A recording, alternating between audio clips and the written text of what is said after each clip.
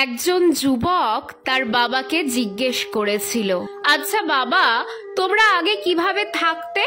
শীততাপ নিয়ন্ত্রিত যানবাহন নেই, ওয়াইফাই নেই, কোনো ইন্টারনেট নেই, কম্পিউটার নেই, অনলাইন শপিং নেই, টিভি নেই, মোবাইল ফোন নেই, কোনো শপিং মল নেই, মাল্টিপ্লেক্স নেই, থাকতে কিভাবে? তার বাবা উত্তর দিলেন, ঠিক যেমন তোমাদের প্রজন্ম আজকের সাথে জীবনযাপন করে। প্রার্থনা নেই, সমবেদনা নেই, সম্মান নেই, কোনো শ্রদ্ধাবোধ নেই, কোনো চরিত্র নেই, লজ্জা নেই, বিনয় নেই, সময় পরিকল্পনা নেই, খেলাধুলো নেই, লেখাপড়া নেই।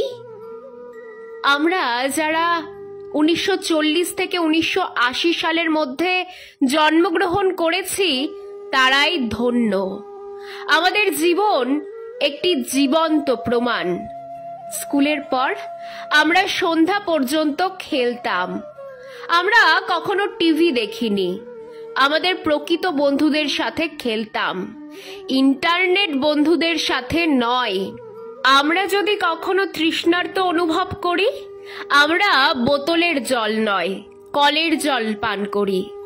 আমরা কখনোই অসুস্থ হইনি, যদিও আমরা 4 বন্ধুর সাথে 1 গ্লাস থেকেই জুস শেয়ার করতাম।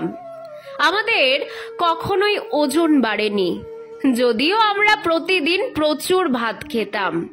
খালি পায়ে ঘোরাঘুরি করেও আমাদের পায়ের কিছুই হয়নি।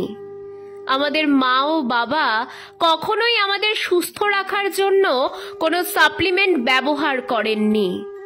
আমরা নিজেদের খেলনা নিজেরা তৈরি করতাম এবং সেগুলি দিয়েই খেলতাম।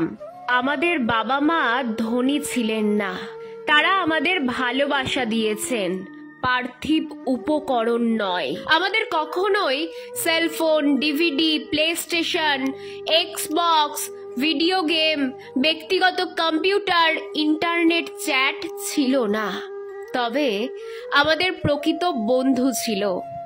আমরা আমাদের বন্ধুদের বাড়িতে বিনা আমন্ত্রণে যেতাম এবং তাদের সাথে খাবার উপভোগ করেছি।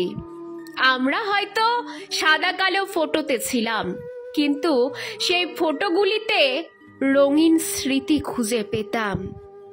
আমরা একটি অনন্য এবং সবচেয়ে বোধগম্য প্রজন্ম, কারণ আমরাই শেষ প্রজন্ম যারা তাদের পিতামাতার কথা শুনেছি, আর আমরাই প্রথম প্রজন্ম যাদের তাদের সন্তানদের কথা শুনতে হচ্ছে। আমরা একটি সীমিত সংস্করণ, যা আর হয়তো খুঁজে পাবে না।